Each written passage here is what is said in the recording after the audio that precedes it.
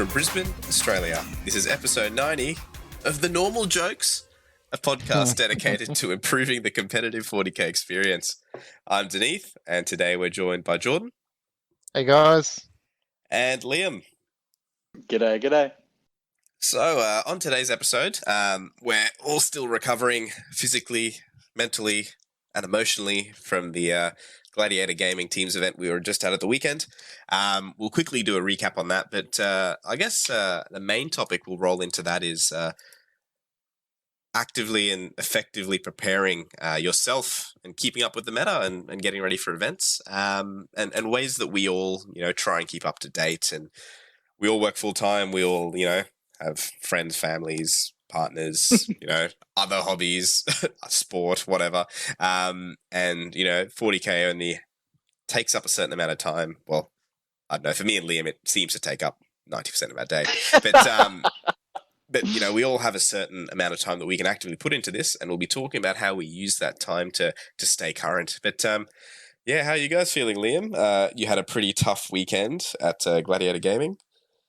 I had a pretty tough weekend, but a very, very fun weekend nonetheless. And look, I think just like the weekend was lots of fun, getting ready for the weekend kind of made us sort of think about information management, which I think is probably what I'd title what we're going to talk about later, because there's so many facts in 40k, so many rules. Like if you actually listed the amount of units to talk about, I'll talk a bit later because I did some prep to talk about this topic, Denise. First time ever done some prep for a topic. Do you know how many Space Marine HQs there are? Have a guess. I'm going to guess. How many space? Including special characters? Including special characters, not including Forge World. All right. Space Marine HQs, I'm going to guess about 35. Oh, you are way off. Oh, really? I'm gonna probably say about 80. Yep. Jordan is bang on. There are about 81. Get out. And I'm including, obviously, because now they're all in one heading, all the Space Wolves, all the Blood Angels, all the Dark Angels. There are 81 Space Marine HQs. I think Blood Angels have 11 name characters just on their own. Yep. That's wild.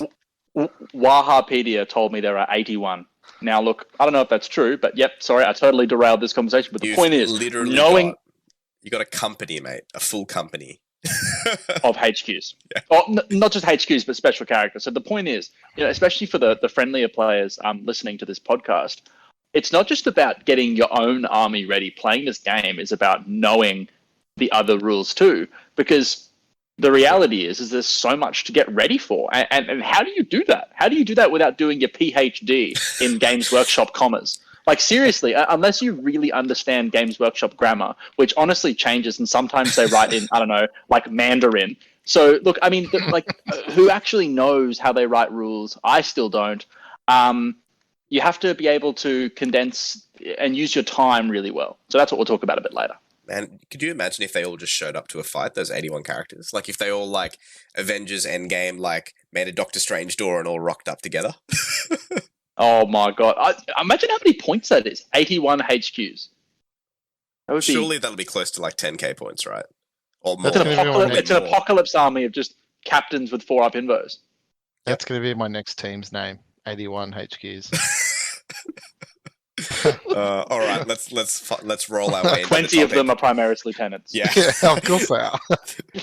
that's the intro paragraph. The Primaris Lieutenants. All right.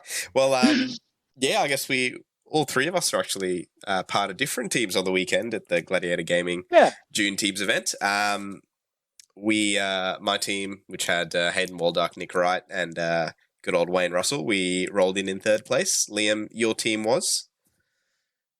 We started off as Sun Tzu, and miraculously our name changed halfway through the weekend to Average Hammer. And we ended up coming second, which was really, really awesome. After an entire day of playing the same team, which I'll talk more about later. That's great. And Geordie, who is on your team, mate?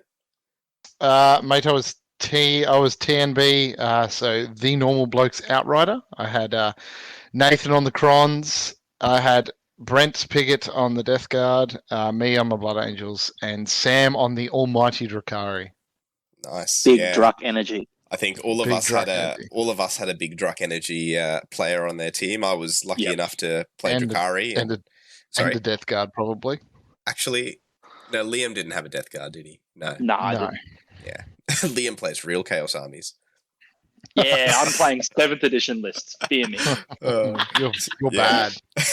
So I guess we'll probably spend about 5 or 10 minutes covering the weekend before we move on to the main topic. But Geordie, you can start, mate. Give us a recap, I guess, just a couple of minutes on your rounds and how your team composition went. And who you played really quickly.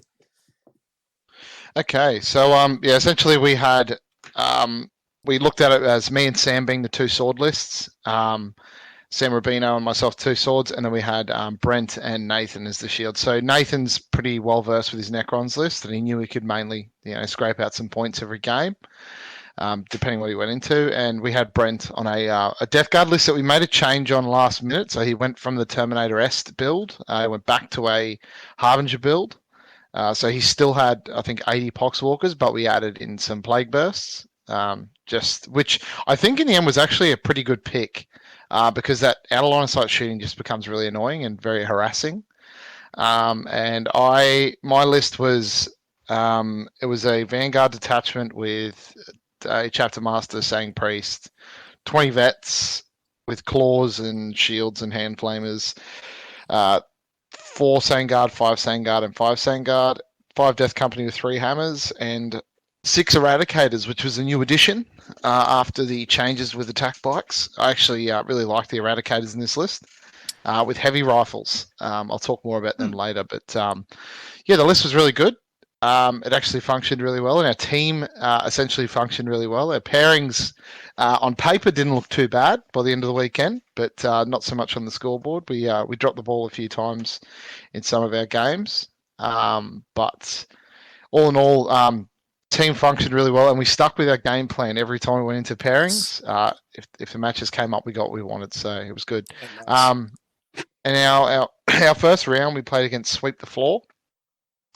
So that was I think it was the Toowoomba team, but it had Callan Jones, Jay Hansen, Danny Giles, and Matt Hansen.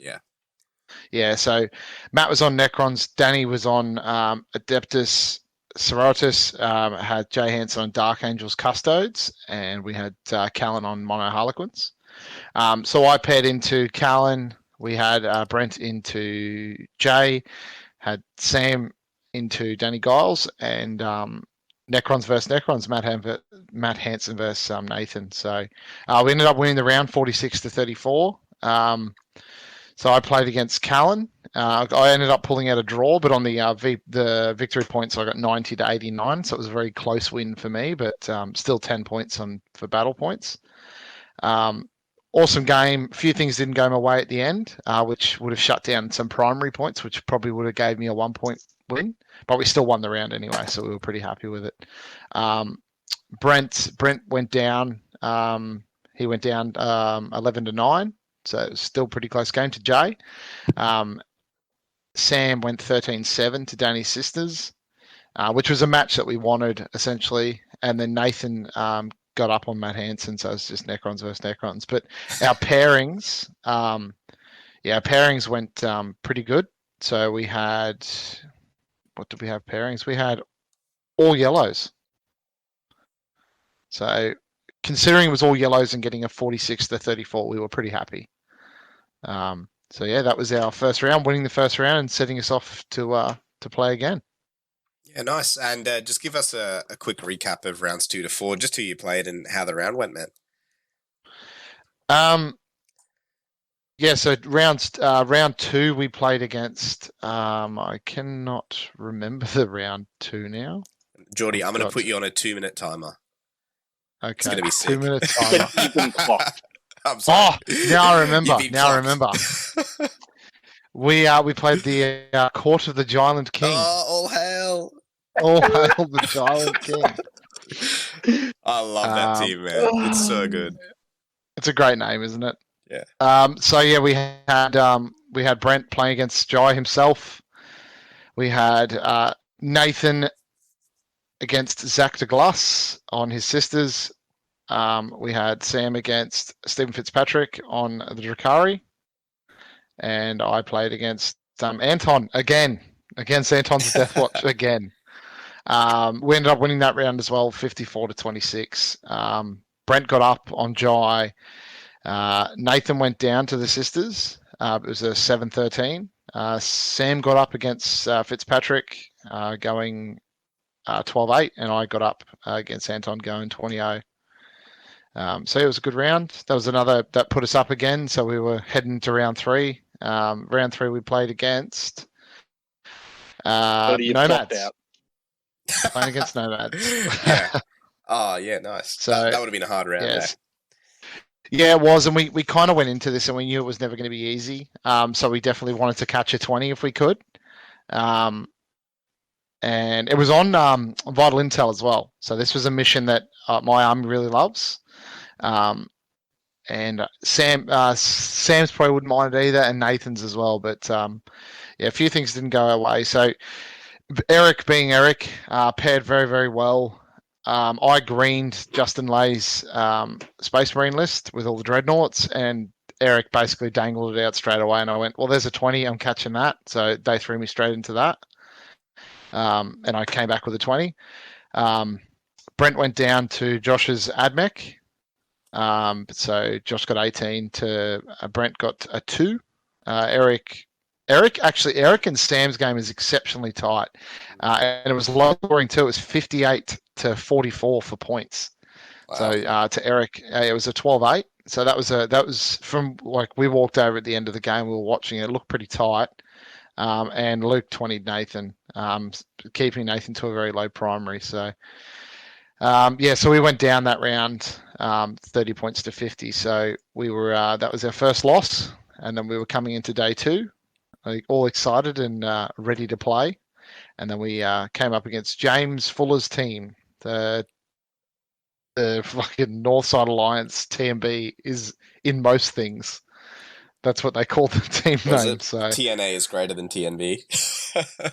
Basically, yeah, they had the little greater than symbol. So so we ended up, this was a draw round for us, 41 to their team, to the Northside team, to 39 to us.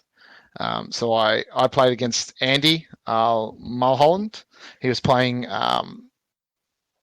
Custodes with Scions. It was actually a pretty interesting game. James is playing as Drakari against Brent. James got up 18-2. I got a 15-5. Nathan played against William, Milton's Raven Guard. And Nathan went down 9-11, so it's pretty close. And then Sam played against David Firth's Death Guard, and keeping that to a 13-7 to Sam. So yeah, we ended up drawing the round, not winning. But yeah, it was awesome. It was a good round. I played a cool little trick against Andy that I'll talk about for the rest of my life. He deep struck in 2 units of Scions near some Sangard. I left a gap intentional because I knew they would drop in, and he had scramblers as a secondary. So he drops in 2 units of Scions, and so I all-spec scan the furthest one, and he uses the Gorgon strap to drop in one closer. And he drops within 5 inches, and then I shoot both. I shoot one, and then the other one drops in. He goes, okay, I'm now going to scramble with this unit. I'm like, all good, man. And then he's done all his charges, and I'm like, cool. And I go, you done charges? He's like, yep. And I said, all right, I'm going to spend 1 CP. I'm going to heroically intervene these Sangard 6 inches into the 5 unit. That was 5 inches away. And he's just scratching his head going, if only I placed him 7 inches away. I'm like, I know. So I picked up that unit so he didn't get his scrambles, essentially. Because then after that, I just basically tried to tie up every infantry unit in the middle of the table so they could never get a scramblers off all game. So so that was a good round for us, getting a draw. And I think we got 2 greens and 2 yellows going into that. So we got 2 all yellows again. So and then we played last round. We played Weapons of Mass Distraction, which was Michael Edwards' team.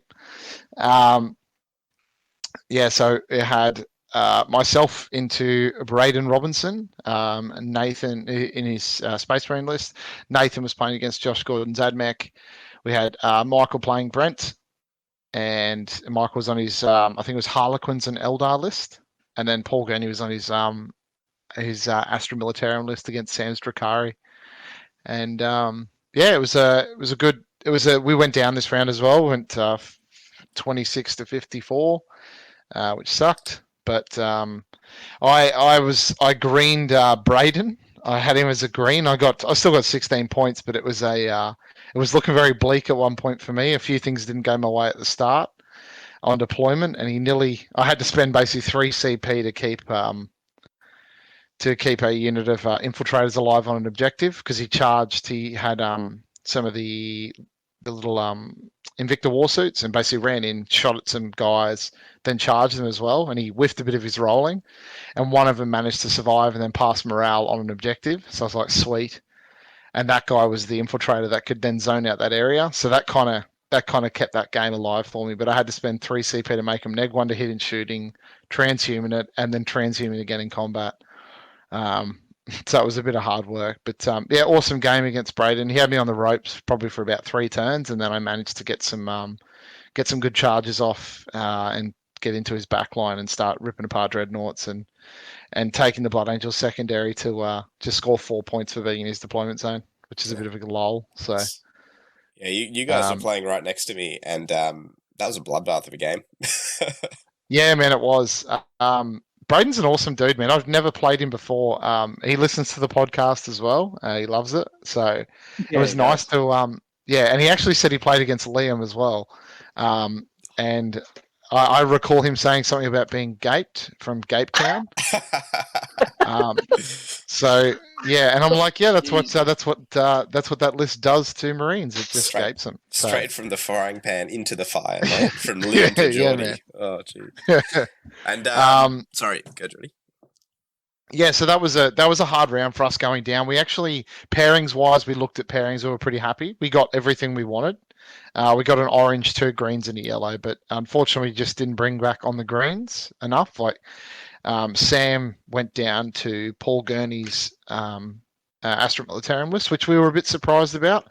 But it sounded like I think Paul was just rolling hot business straight from the start, which must have put the Artists of Flesh on the back foot. So.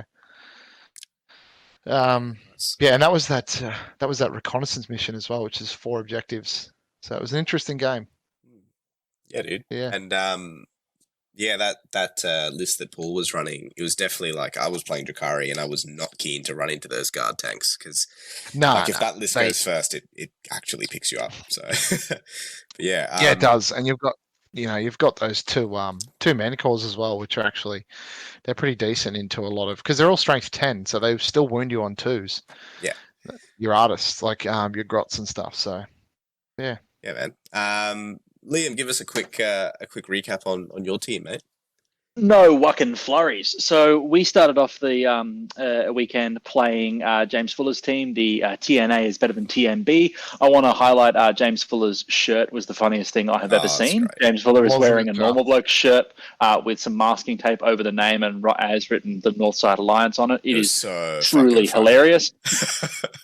So look, going into this, we had pretty decent matchups. Some of this were pretty hard. I ended up playing James and ended up going second, a trend that persisted in all 5 of my games after losing the pairings roll-off, which also persisted for all 5 of the rounds throughout the entire weekend. So overall, I like losing roll-offs. I played James and ended up getting I believe it was a 14-6, which was okay. I can't remember all the rest of the round. The only thing I do remember is that Ben played Will Milton and the Iron Hands Dreadnoughts. And after that, I went to a particular website, which is definitely legal, and bought 3 Contemptor Dreadnoughts myself for my Thousand Suns army. So look forward to seeing those in the future.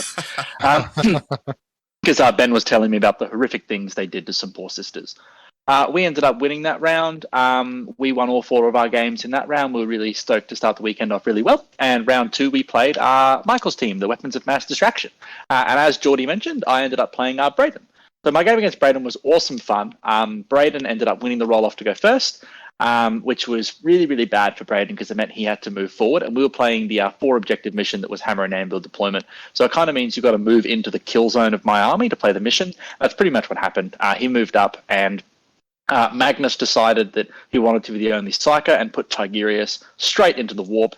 and then decided to smite a Redempted Dreadnought to death from full wounds. Almost, I think he did a flat 11 with a smite, which was pretty ridiculous. Before kind of going ham and killing everything else. My bikers decided that double shooting each time they shoot, killing a Invicta Warsuit from full wounds was a completely reasonable thing to do.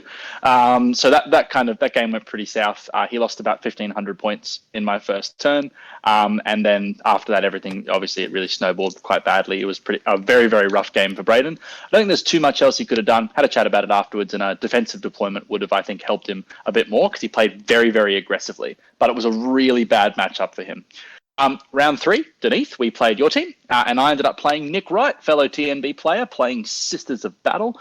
Sisters is overall a tough matchup for the Chaos because, especially the Valhart, you ignore AP 1 and 2, making the Noise Marines, the Bikers, and even the Rubik Marines, sort of their damage goes down quite a lot.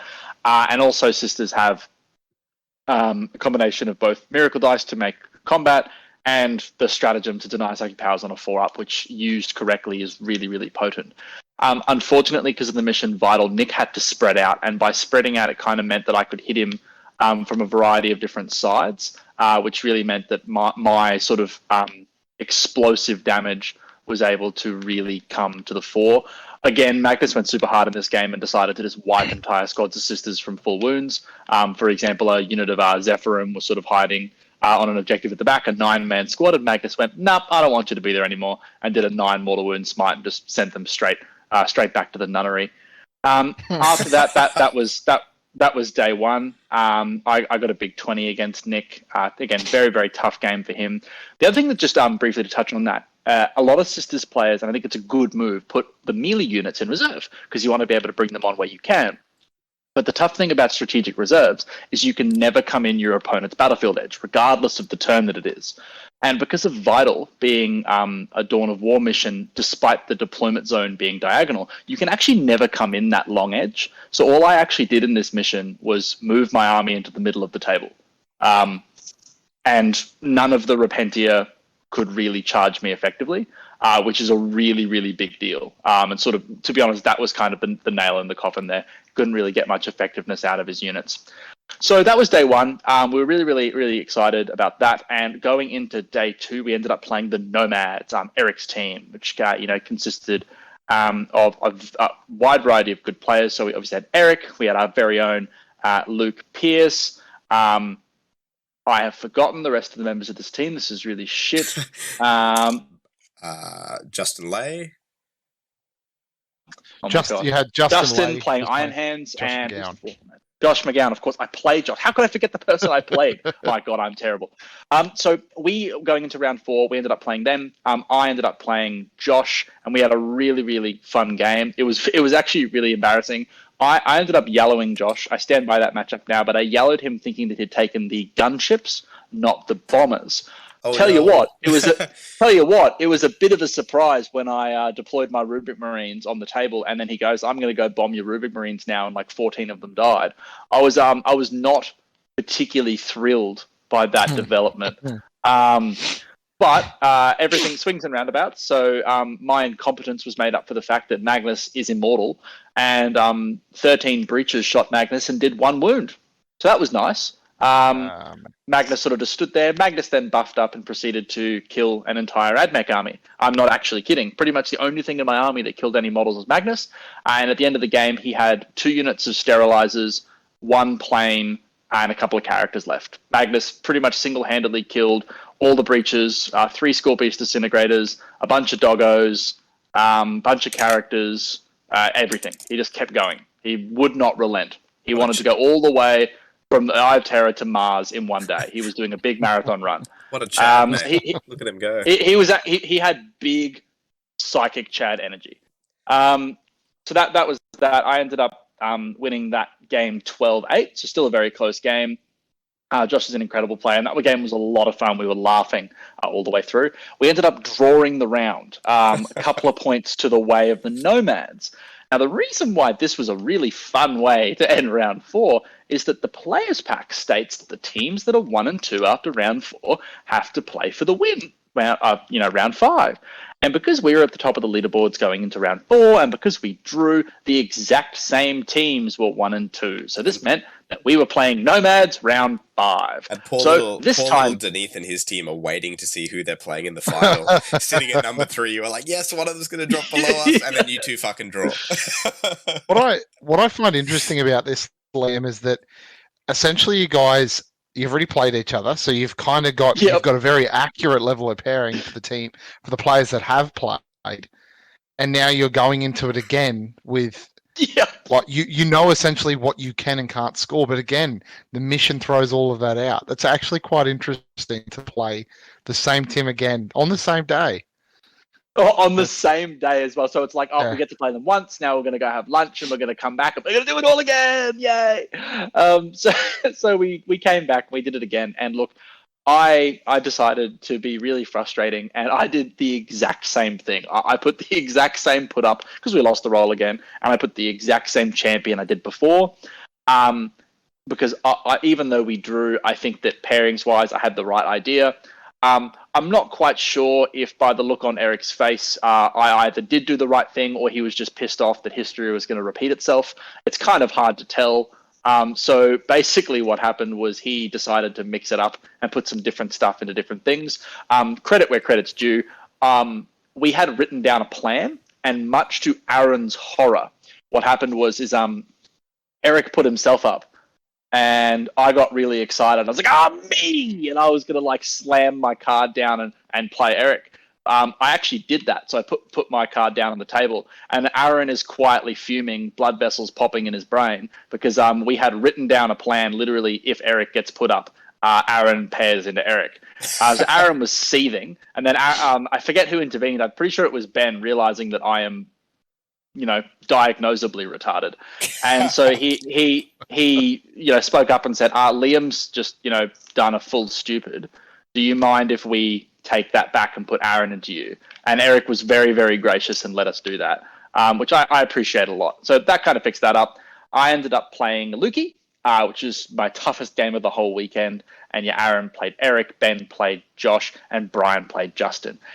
This was a hilarious round because it ended up being 2 20s to either a 20 to either way, and then the other 2 games were a 10-10 draw. So this round we drew in every sense of the word 2 actual draws and 2 20s for 40 battle points each, which was hectic. I ended up drawing with Luke. Josh and Ben ended up drawing, and then Brian got a 20 and Eric got a 20. So that round was a flat 40 points all, which at the end of the event, even though we're on the same number of round points based on those in-game points, Nomads pipped us by, I believe it was 4 points. I don't 100% quote me on that, but I think it was, it was 2 points. Sorry. 2 points in the end is what we needed to get it, to get a true draw, which was a hilarious way to end the day. My army from 7th edition went undefeated, which I'm really, really happy about. And my team had an awesome time. Yeah, nice, dude. That sounds like a hectic Sunday. I'll really quickly recap just with how'd you go? Oh yeah, sorry. I'll really quickly recap on our team. One of the big things that I wanted to implement here was some of the stuff we learnt at VTC. Chiefly being, getting a bit better at table picking, getting a bit more accurate in matchups dependent on the mission. So on our team we had Nick Wright, who was on Sisters. He was one of our shield lists. We had Hayden Waldock, who was on Dark Angels. Kate's classically quite a good sword type of player, but he was on shield as well. I played Drakari, packed all the flamers and grotesques into a list, and was going to go get some points. And then we had Wayno, and Wayne is classically a big shield, and I just throw him yellows and reds all day. And we realized halfway through the event, I'm like, Wayne, I'm gonna just throw you into games you're gonna win because me and you need to get the points because these other 2 are great shield lists. So it worked out all right. Our event, we went 3 round wins, 1 loss to Liam's team and a draw. First round, we played the cooler Northside team, might I add, Mr. James Fuller. We're able to get a win against that team.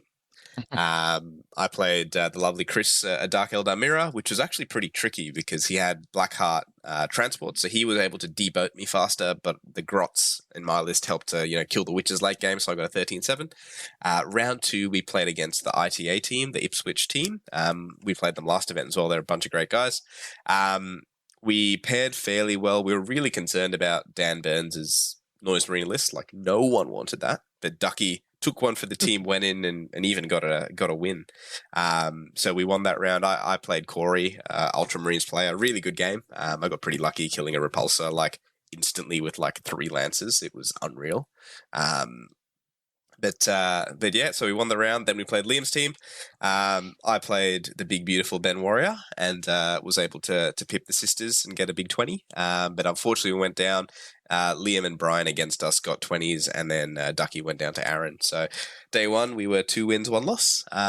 Day 2, we played against Sweep the Floor, so Danny Giles and Jay and Matt Hansen and Callum. I played against Danny, so another sisters player. I had a really cool bit of tech in my army, the Poisoner's Ampule, little Homunculus Coven relic, and I finally was able to walk up and turn off a Valorous Heart and Magify in that game, so that felt all right. But Danny actually played that really well. There were some points that he could have swung it and got more points. I didn't think he made any mistakes, but it's just kind of the power of Drakari is just a bit radical at this stage. But no, he played it great. He was actually tooling around with Valhart Repentia, and I kind of liked it. Like, they didn't lose a huge amount of punch, but they retained a bit of defensibility, so it's quite nice. And then round 5, so we won that round against Sweep the Floor. And then round 5, we actually were playing against Big Rosa and Arda Milk for the 3rd place. So yeah. So it was a great round. I was actually first put up, and I went into Gareth, into red. They put red up, the White Scars up. They kind of put red in expecting that he'd get beaten by the Dark Eldar because they wanted something to soak it up. I was quite happy with this because I didn't want the mirror. I definitely didn't want to play against Rory. So that was a great game. We had a good table, and I've played red a few times now. Great player, but same kind of thing. Like the liquefiers were able to just push out, and I was lucky enough to get a 20. And we actually drew that final round, but similar situation to Liam because we had more battle points. We came in 3rd, so yeah, it was sick. Good work, guys. Good show from all of us. Yeah, it was really good, and I can definitely say, like, number 1, props to Josh McGowan for running these awesome events. Terrain's great, the event's great, prizes are great, but all the teams are getting fucking good. Like, all the teams around us are getting better, and every time we play a certain team, it's harder and harder and harder. So it's great. I think just the standard of 40k that's being played in Brisbane at the moment is at a good quality. Like, you're not running into as many average players now. Like, there's actually everyone has, because everyone's well versed in their factions as well. So you're actually, everyone you're playing against now is relatively decent. Man.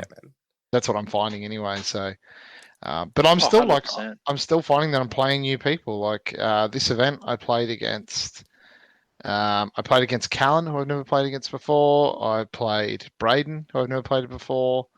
Yeah, I've never played Braden either. That was awesome. Yeah, I played against Andy Mulholland, who I'd never played against before. So these are all new faces I'd seen or heard before, but I'd never actually played them. You know what, Jordan? So. These are the people you always see on the army lists of the tournament, and you're like, oh, that's a cool list, and now you finally play them. It's sick.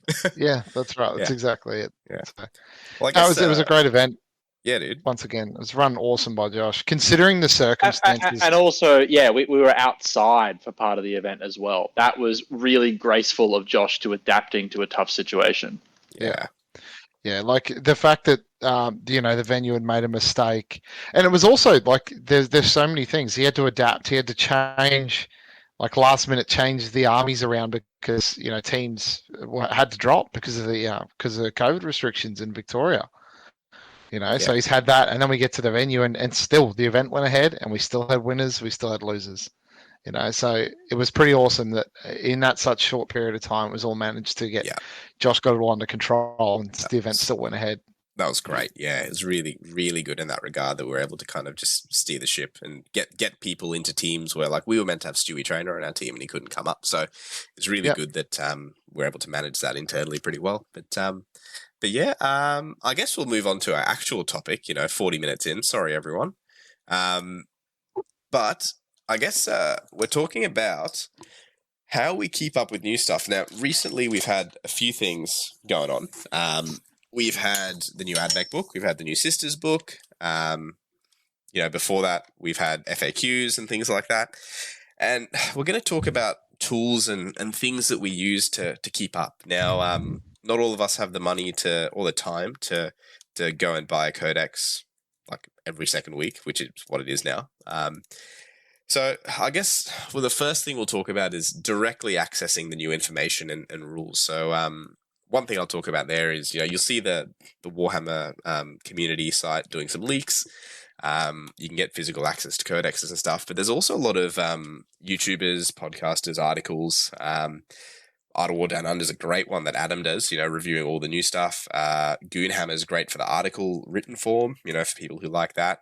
Scary does a lot of video reviews, like on YouTube, of new content on Scardcast.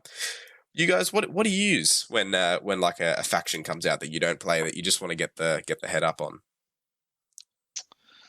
Gordon, do you want to go first? Yeah, man. So I tend to, like, especially with like FAQs or a chapter approved, anything along those lines as well. I just go straight onto YouTube and just like look for reviews. And sometimes you can get some reviews will be half an hour. You can just sit there and have a quick listen. Some people will go through, but I think the most common and probably the best knowledge is either between Goonhammer, because Goonhammer is an article you can just read through, or podcasts. But if I just want to get, if I want to get some quick information, mainly for my own stuff, I'll go on YouTube and try to get reviews and try to see if I can see the points or how many points a unit is or stratagems or whatever it might be. But yeah, I find, podcast and just the internet in general is just really good. Yeah, nice, dude. And what about you, Liam? So look, I go to a bunch of different places. A lot like you, Jordan. I go to YouTube, and the main reason I go to YouTube is that, look, I try to use my time well. So of the parts of this hobby, getting all the information is really challenging. So I try and use time that otherwise is sort of dead time, like me driving to and from work, or me just kind of sitting at home, like I'm cooking dinner. I might just put some headphones in or something, and I want to listen to something rather than read something. So I'm a big fan of the people who do like verbal reviews of rules. Find that kind of helps me. And just like a lot of people listen to, I don't know, the news, I'm nerdy enough that rather than listening to the news, I'll listen to new 40k rules. So I quite like Vanguard Tactics. There's a dude on YouTube called Striking Scorpion, who I think sometimes his opinions are creative, but he does list all the rules in excruciating detail. Like, he will straight up read stratagems and words verbatim, which is important because, as I made a joke about before, I think Games Workshop's use of commas is very Shakespearean and often changes the entire meaning of rules just because of that. And I think him reading them verbatim is really helpful. But also, like Jordan said, Goonhammer. Goonhammer writes incredibly detailed articles, and also at least one of the Goonhammer writers is either a lawyer or a pathologist, because their attention to detail is incredible. They also focus on the GW comma, and my joke there about Games Workshop Shakespearean commas is actually not even original. That's a Goonhammer quote from one of their earlier articles talking about the difference of within, wholly within, partially within, or just within. They actually make a joke about how, depending on how the within is worded, the entire rule changes drastically. So that's where I go. After you have a chat about your stuff, Denise, I'm really keen to talk about sort of how people can, I guess, use the information well. Because just remembering facts is not going to really help all that much. But where do you go, man? Yeah, that's it, dude. And similar to Liam, like, I like to fit as much time, as much stuff into my day as I can where I don't feel it, if that makes sense. Like, sitting down and like watching a YouTube video in front of the TV is like, I should probably spend time with my girlfriend tonight, or I should probably go to the gym tonight. So I like 4 days a week for me, or actually no, wait. 3 days a week for me. I have a 30-minute drive to work. Every other day is like a 50-minute drive. So still a reasonable amount of time. So that's about 4 hours a week I'm sitting in the car. So that's the time I usually spend either popping a podcast on, or popping a YouTube video on. And I'm not going to say online that I watch YouTube while driving. I don't do that. I just listen to it, guys. Just listen to it. But, pop some form of media on, especially in front of a cop. Holy fuck. Six 6-inch aura of deprivation. Thank you very much, Zach Morgan, for that. Look, I mean, I like to fill those times, like Liam said, with trying to absorb the new content, because I'm not going to go out and buy like an AdMech codex if I'm not playing AdMech, or like an Orc codex when it comes out, Liam, when I'm not playing Orcs. But I still need to know how to play 100%. Against that. So, the podcasts I really like. I really like Adam Capillari's podcast, Art of War Down Under. I really think it's great. Vanguard Tactics is awesome too. It's a little bit longer, and Vanguard Tactics breaks it down into a very detailed level. And they do almost tutorials on ways to manage or beat certain things, which is cool. But yeah, Adam's one. I'm actually a patron to Art of War Down Under, and I listen to the part 2s, and they are great. So, like in the last couple of weeks, I've listened to the AdMech and the Sisters part 2s, and they've really helped me out, having a plan against them. So that's the chief thing I do. I also look at the Goonhammer stuff when it comes out. But on the kind of next points we'll talk about, I really like how Goonhammer reviews tournaments and things like that. But Liam, take it away with the next bit. So look, the thing is knowing all this information is not just about being like, cool, I know that Space Marines are BS3. It's about being able to understand what that means for your army and then taking it to the next step. Pretty much all of the competitive 40k players will know the vast majority of the rules. But if you're just getting into this game, this can be incredibly daunting, right? Like you can sort of get a bit thrown off by the volume of rules. So there's a kind of a couple of tricks, I guess, you can apply to learning big volumes of rules, but also there's a way to sort of think about and compare rules to get the most value out of your time. So if you're looking at something like, an easy example is Codex Space Marines. That book, like we made a joke about at the start of the episode, has 80 odd HQs, and God knows how many core choices are in that book. I'd estimate 300 or more. You could literally have each of the Spartans at Thermopylae being a different Space Marine unit. But what you end up getting is a lot of similarities between all the units. For example, the vast majority of them are weapon skill BS3. They're both strength and toughness 4. They all move 6, leadership 8 or 9, depending on if they're veterans or not, and 3 up or 2 up armor. So Space Marines is an easy example of how, just by having a bit of a read of like the basic core choices, you can understand most of the book. But this actually applies to most of the codexes. You don't have to go and read each individual unit like with a fine-tooth comb if you're just starting the game. You can sort of work out trends for most of the codexes. Like the new Orcs, pretty much everything's become toughness 5. AdMech, everything has a 6-up invo, just kind of remember that. And the things I'd be focusing on are the army ride special rules. Rather than reading data sheets, go have a read of the things that are going to affect the whole game. Like, for example, don't go, if you have a friendly mate who's just started playing Sisters of Battle, the point of you going to read every single data sheet is going to be way less valuable than understanding in an in-depth way how miracle dice work. Going and having a read of that rule kind of dictates a lot of the game, and is also, to be honest, probably going to be more of the interactive stuff too. You can always ask your opponent, hey man, how many attacks does a Repentia have? And look, they should probably answer you. If they don't, you should be asking more in-depth questions about why you're playing this game. But knowing how miracle dice work in this example is something that is easy to explain, but harder to truly grasp. Truly understanding how that rule works is something that takes, you got to read it, you got to sit on it, and you got to really think about it for a little while. So my advice would be start from the high yield stuff. Start from like the core choices, the troops, the things you're going to see the most, and start with the universal, like the special rules that are army wide. We're talking, bolter discipline, chapter tactics, miracle dice, how synapse works for Tyranids. These sort of key rules that even if you don't know all the unit data sheets, it's going to help you so much. What do you guys think about that? Yeah, dude. I agree. 100%. I think. Sorry, Jordy, you go. think, like, example, I didn't really have a grasp on the Miracle Dice for Sisters, so I actually just started playing Sisters so I could get an understanding of how it works. And all of a sudden, I had a very good grasp. So now when I play against Sisters, the games aren't as hard because I understand how that system works. Learn that- by doing sort of thing. Yeah, normally for me, that's another way of essentially getting a way in to understand a rule better.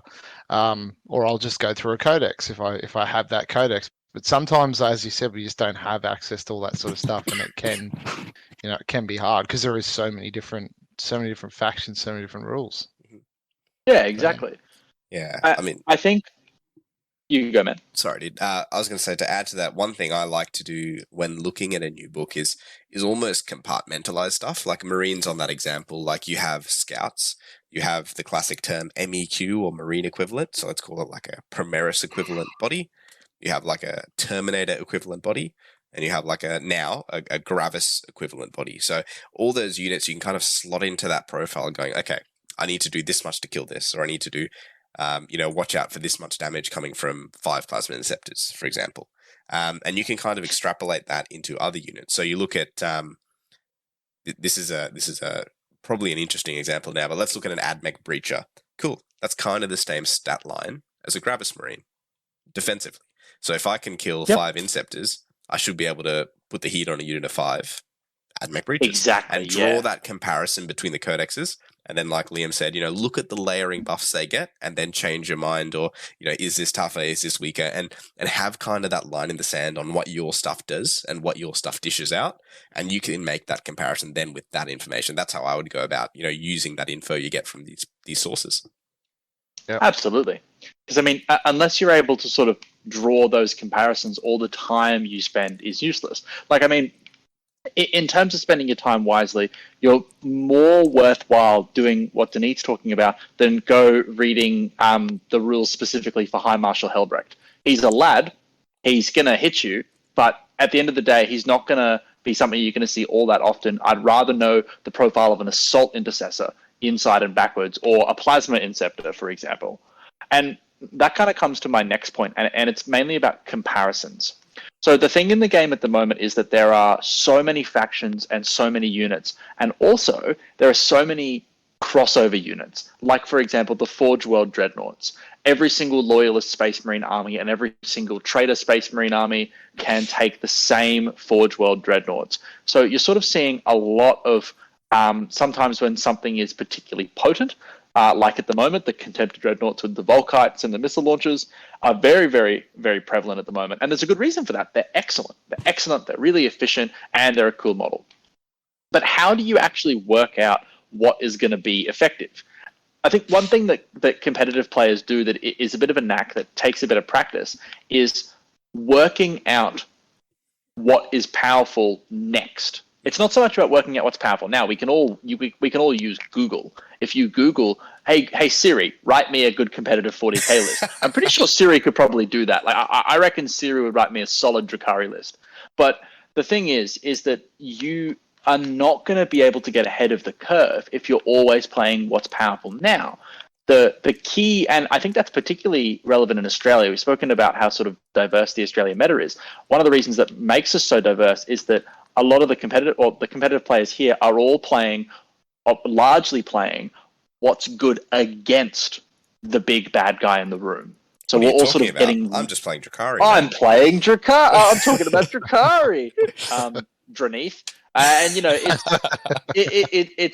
it's about sort of getting ready for that next thing. And how do we do that? Well, the reality is that once you've worked out what's potent in the meta, you compare units against it. I'm not talking about, hey, what's good at killing X. I'm saying a particular unit is good at something.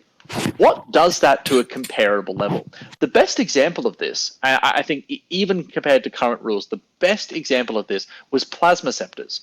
When Plasma Scepters were a little bit cheaper, you had this reasonably cheap Space Marine body that deep strikes is T5, has some good strats, and shoots 6 flat against any reasonable size squad because of the blast rules, a whole bunch of plasma shots.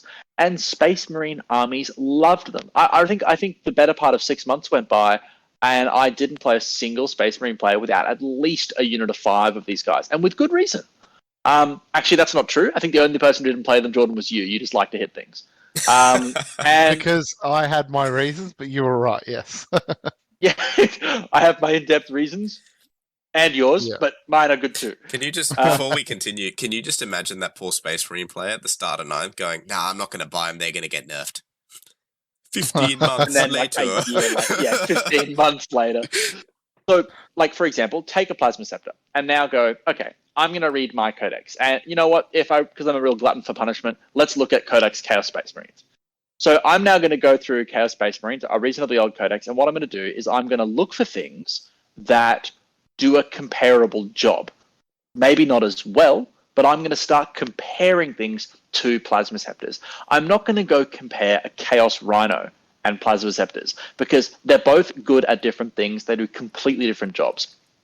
But what's important about understanding the rules is being able to do that comparison.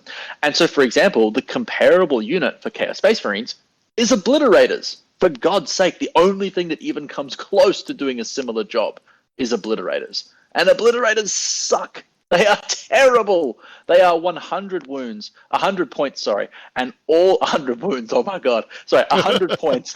And all you get is one more wound than a Plasma Scepter, nearly a third of the movement. They move 4 inches. They come in max squads of 3. They have less shots, hilariously.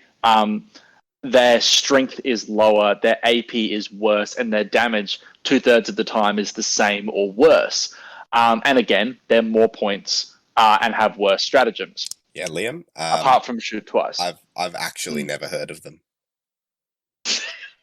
So the reason why I bring up this comparison is not to sort of lament how old the Chaos Space Marine Codex is, but it's to sort of say, hey, look, you have to be able to look at your units objectively and go, I can't compete with a Plasma Scepter in that role. I just can't do it. So let's look at other stuff my army's good at. And once you know all the rules, that's really what's going to sort of take your list writing and your gameplay to that next level. Rather than sort of just building lists to imitate what's good, figuring out what you can do differently and even sometimes better. So for example, what's really prevalent at the moment in the meta?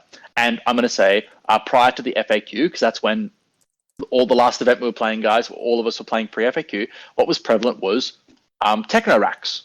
Techno-Racks and stuff was still extremely potent. The Dark Techno Flamers were absolutely ridiculous, and they kill everything.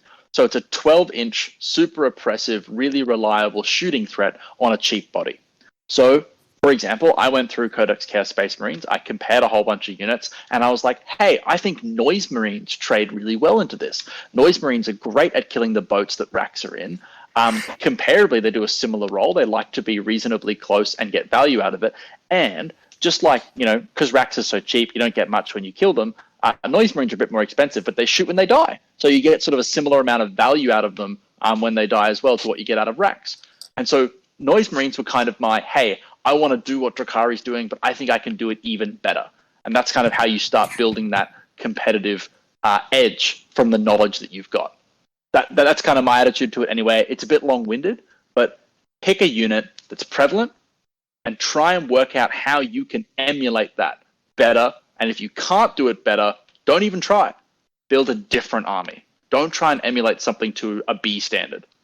Yeah, well, I think Jordan, with the change of the liquefiers too, like them going back to 1 damage and not being able to use all that Dark Techno jazz, the meta started adapting within a week of it, and now everyone's playing Drakari Artists of Flesh.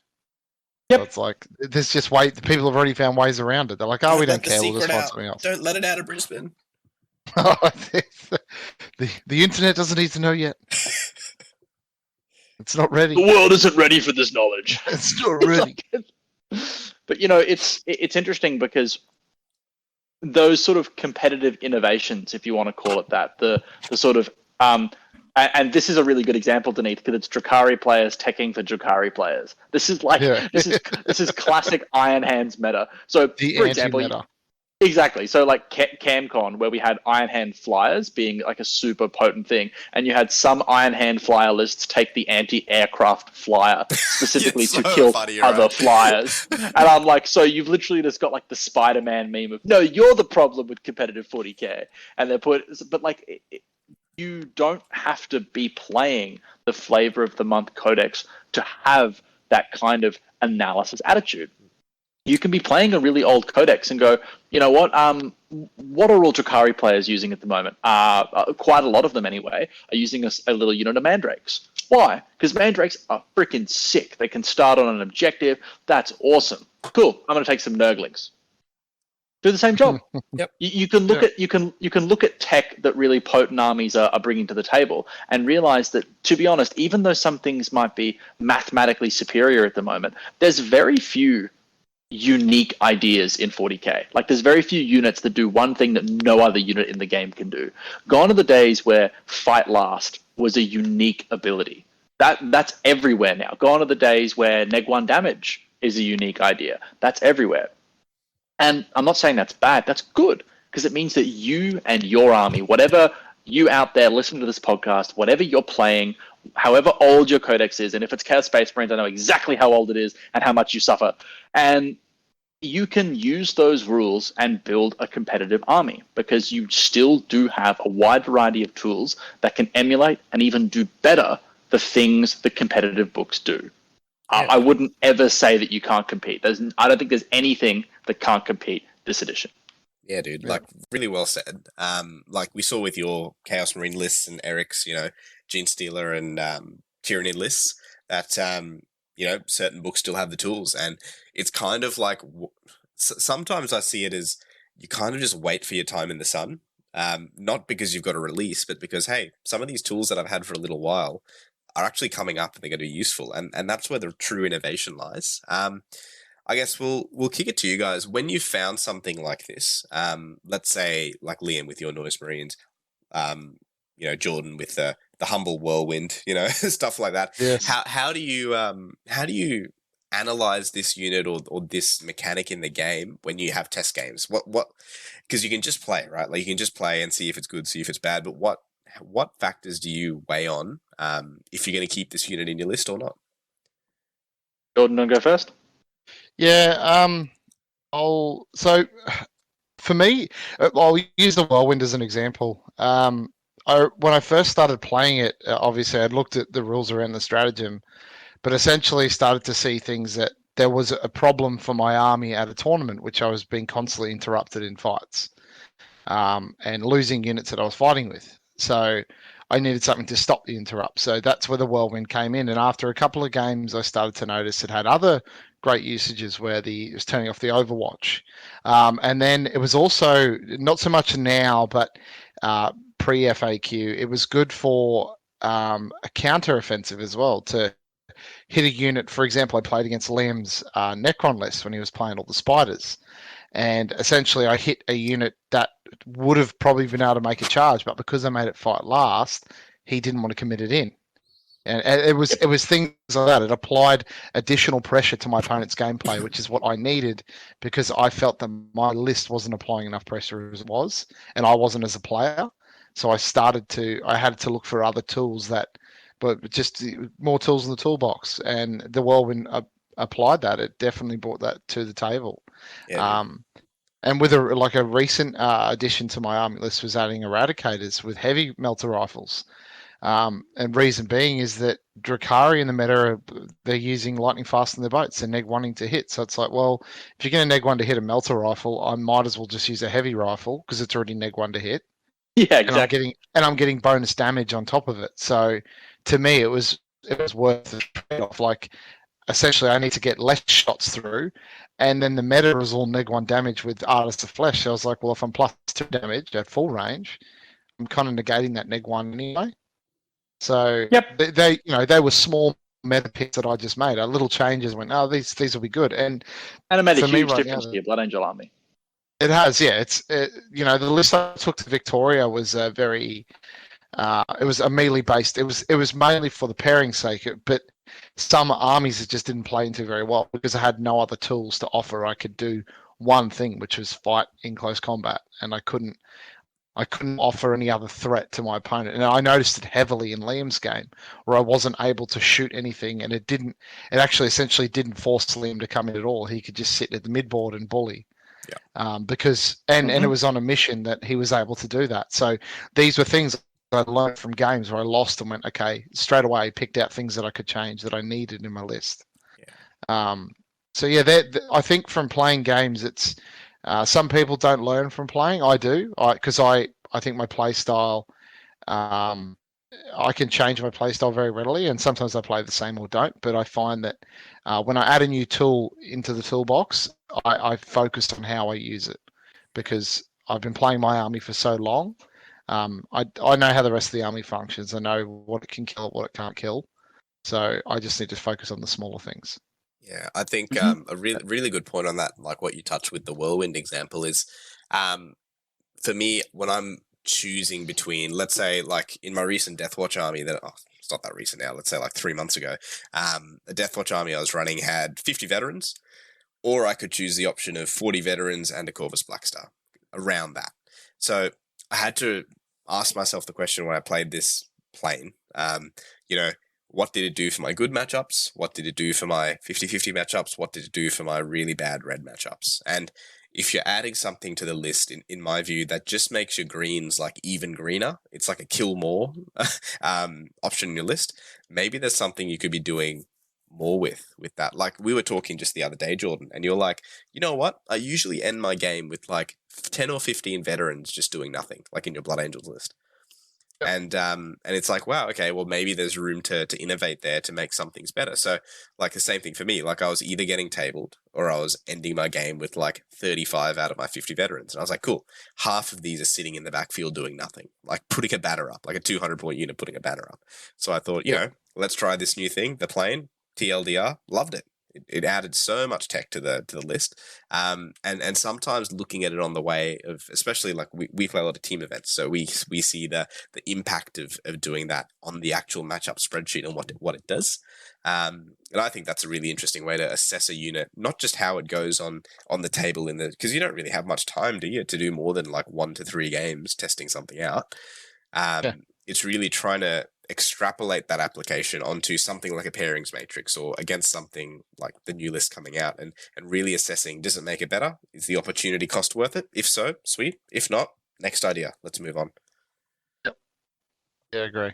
Yeah. Anything you want to add there, Liam? One very quick thing is ask. 40K is a social game, and when you are playing games, even if it's literally over a couple of beers, throwing some dice in a garage, ask your opponent, hey man, did that unit annoy you? Did that game bother you in as we played? Did it do its job? Because I always talk with my opponents. Denise and Jordan, when I play games with you guys, especially recently, because I've been using Magnus, for example, I've always asked, hey man, did you feel like Magnus pulled his weight? Was he worth 500 points? And I got a lot of positive feedback about that, or negative feedback in the way that I wanted, that sort of said that, hey, Magnus is doing a lot of bad things to me. Please make him go away. And you're like, oh, okay, cool. Magnus is doing his job. Or for example, when I played games with other lists and I go, do you really think this unit was worth it to my opponent? Most people are really honest. They'll go, I wasn't really bothered by that unit. I could kill it pretty easy, something like that. It's better to just ask. If you're going to be playing these games anyway, because 40K is a social game, involve your friends. Build lists. You're going to get better by playing with your mates over a period of time, and both of your armies are getting better, even if it's just two people playing games. That's my attitude. You should always involve people. Yep, 100%, man. Yeah, you don't know what you don't know. That's it. Well, I guess we've covered a fair bit tonight. It's we've just broken the 1 hour mark.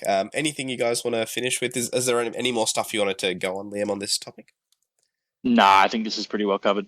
Yeah, nice. Well, thank you, gents, for coming on. I know I'm still a bit exhausted after the weekend, but I'm glad we were able to record. It's been a couple of weeks, but listeners, thank you for making it to the end of the episode. If you liked what you heard, give us a like on Facebook, subscribe to us on iTunes, and follow us for the future content.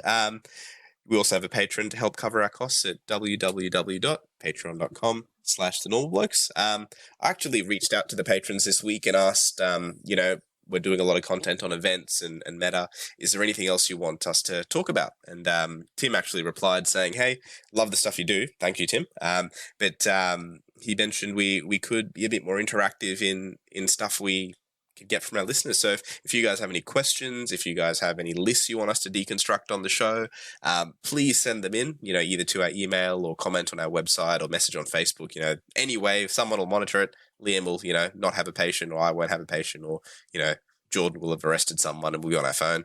And, we'll be able to reply to you or save it down. And then we'll chat about your stuff. Because I think, especially if you guys are a bit isolated in the community and, you want a sounding board, please talk to us. It's great. But, or if you want to play a game. Dude, yeah. Hit us up. We are the laziest in our profession, the three of us. So, I don't know. Jordan seems pretty active. And me and Liam, moderately lazy. But yeah, guys, exactly, Liam. Like you said, if you want to hit us up for a game, if you want to make the time, and we'll accommodate you. And we'd love to, play more people in our community. But yeah, to everyone listening, take care. See you on the next one. See ya. See ya.